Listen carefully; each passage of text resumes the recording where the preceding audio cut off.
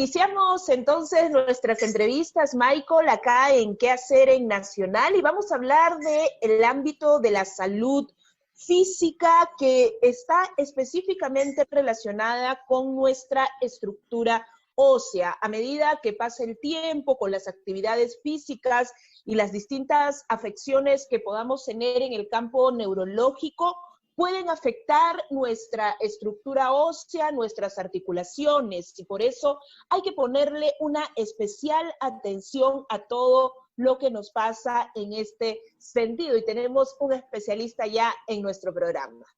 Así es, Sofi. De inmediato vamos a darle la bienvenida al doctor Yombrani Rincón. Él es médico traumatólogo y especialista en biomecánica de la marcha y la postura para hablar precisamente sobre estas alteraciones y deformaciones óseas que se vienen produciendo ya con el paso del tiempo, y de eso precisamente vamos a hablar. Doctor, ¿qué tal? ¿Cómo está? Muy buenos días. Hola, buenos días. ¿Cómo están? Un gusto estar con ustedes esta mañana del día martes. Muchas gracias por la invitación. Muchas gracias a usted por estar con nosotros y hablemos sobre a qué nos referimos con deformaciones óseas y cuándo se identifican como congénitas quizás y cuándo son ocasionadas por otros factores. Ok, es importante recalcar la importancia del examen físico en el momento que el niño nace, y de allí es importante la evaluación del pediatra. Hay algunas deformidades que son muy macroscópicas que el pediatra, una vez que el niño nace, se da cuenta, como ausencia de miembros, como deformidades de las extremidades que están arqueadas hacia adentro, arqueadas hacia afuera, pero hay otras patologías que se van viendo es cuando el niño ya empieza a perder algunas o ausencia de algunas actividades esperadas para el momento, como en el caso de la parálisis cerebral infantil, donde algunos niños que tienen afectaciones de los miembros inferiores empiezan a ver los problemas ya después que empiezan a caminar, y por eso es importante una valoración ortopédica temprana para poder diagnosticar si el niño puede o no tener alguna enfermedad de los miembros inferiores, que sea congénita o que se ha ido exacerbando a través del tiempo. Efectivamente, doctor, lo que usted menciona es muy interesante, y yo quisiera preguntarle acerca de cuando el niño empieza a caminar.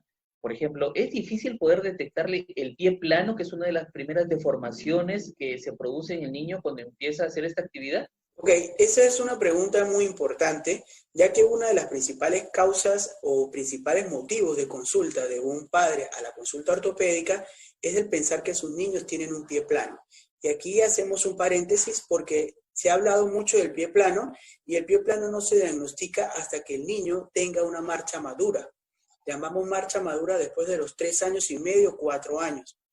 Cuando el niño está empezando a caminar alrededor del año, unos meses más, unos meses menos, ellos van a tener en su planta del pie una almohadilla grasa que les brinda la función de estabilidad. Pero esa almohadilla grasa borra el arco plantar.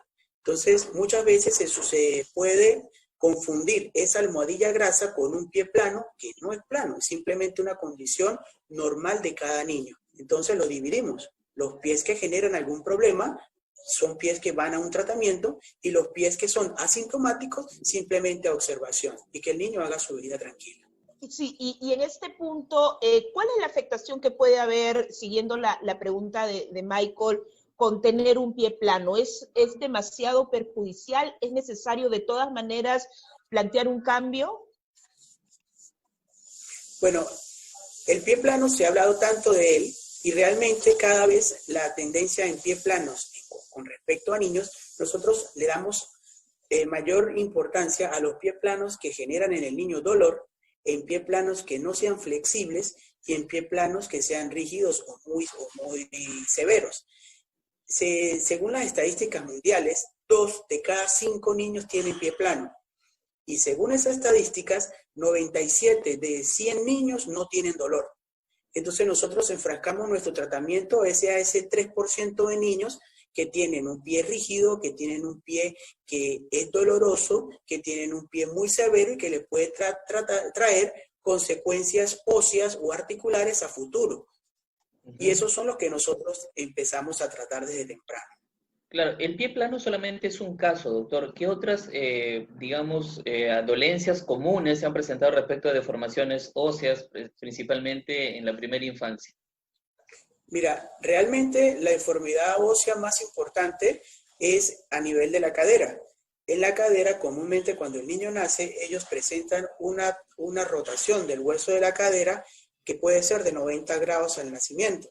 Y a medida que el niño va creciendo hasta lograr su madurez esquelética, esos 90 grados se convierten en 15. Pero ese paso de 90 a 15 lleva aproximadamente 10 años de desarrollo. Hace de que la mayoría de los niños, no todos, pero la mayoría, puedan tener marchas con tendencia a meter los pies. Y si ellos tienen tendencia a meter los pies, genera un problema directo en los padres porque ve que su niño mete los pies y eso produce de que cuando el niño está jugando, pues pueda caerse, tropezándose justamente con su otro pie. Eso es una causa muy común. Otra son las deformidades. Cuando vemos a un niño de frente, podemos ver que sus rodillas se pegan y sus pies se separan, o viceversa, que sus pies se separan y sus rodillas sus pies se pegan y sus rodillas se separan.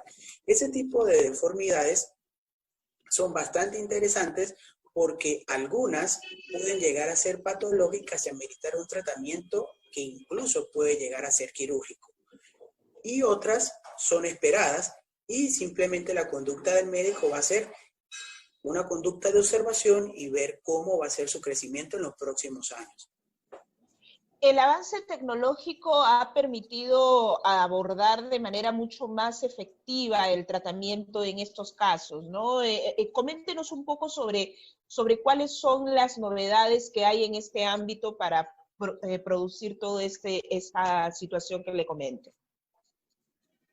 Ok, es importante. Nosotros acá en Centro Dr. Q tenemos el primer y único laboratorio que está funcionando en Perú acerca del análisis real de la marcha, que nos permite evaluar en tiempo real lo que está sucediendo en el paciente.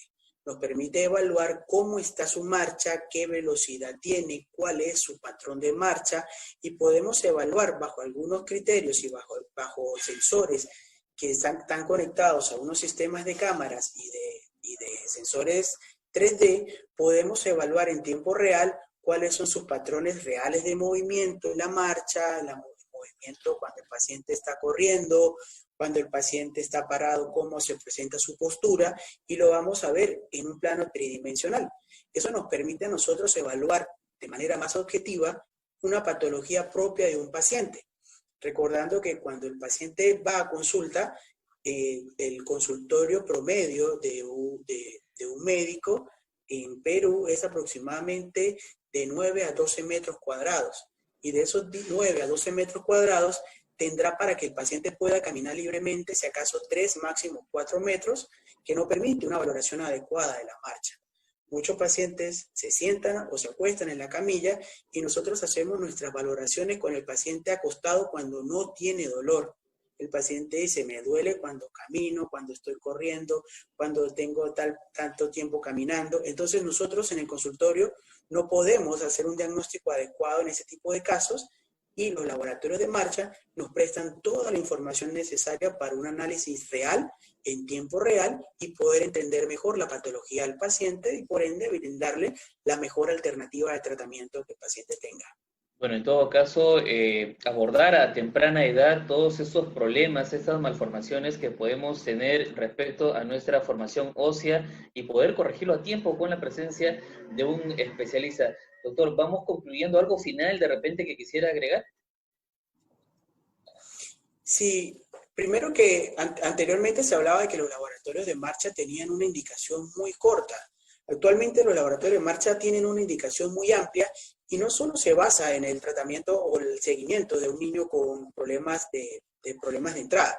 Los laboratorios de marcha se utilizan para tratamientos de parálisis cerebral infantil, pero también se utilizan como tratamiento y diagnóstico de personas que están iniciando un deporte y consiguen lesiones muy repetidas.